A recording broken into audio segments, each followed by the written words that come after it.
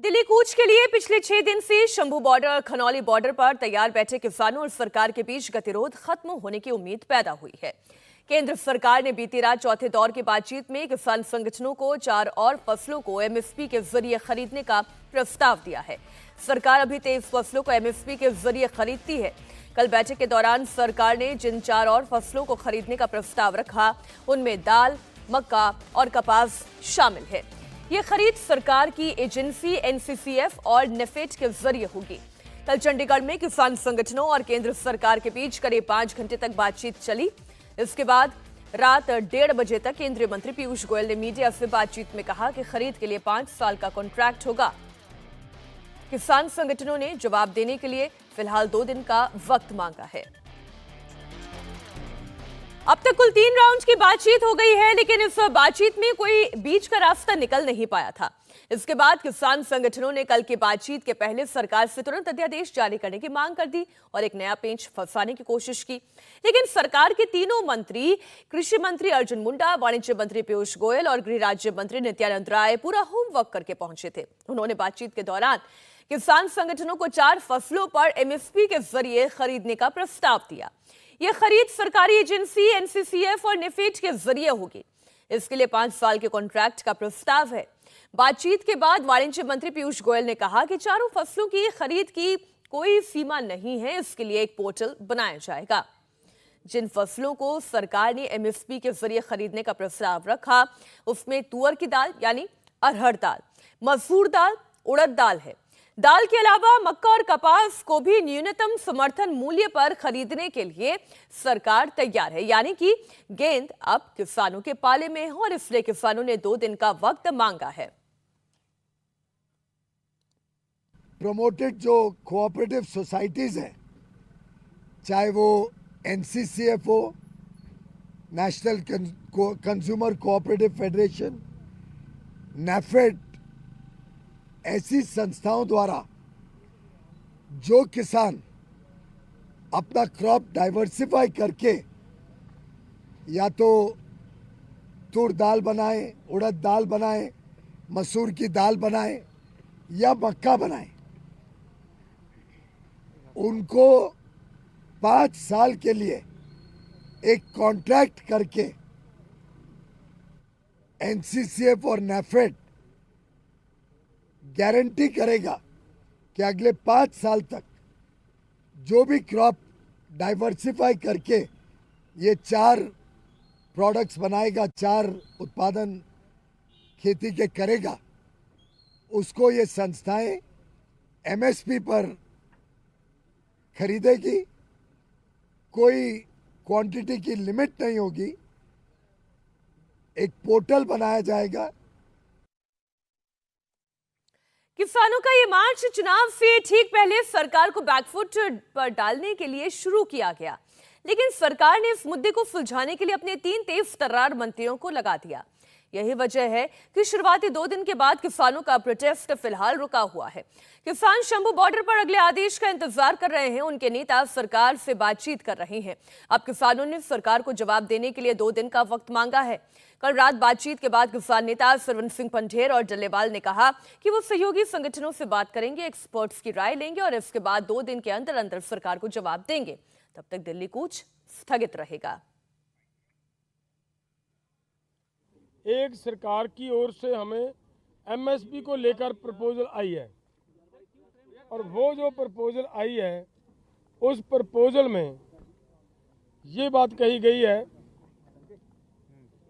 कि दालें, मक्का और कपास, इन सभी फसलों का पूरे देश के अंदर जितना भी उत्पादन होता है, ये केंद्र की 2 एजेंसियों के द्वारा इनकी पूरी की पूरी फसल की एमएसपी जो तय की जाएगी उसके ऊपर खरीदी की जाएगी।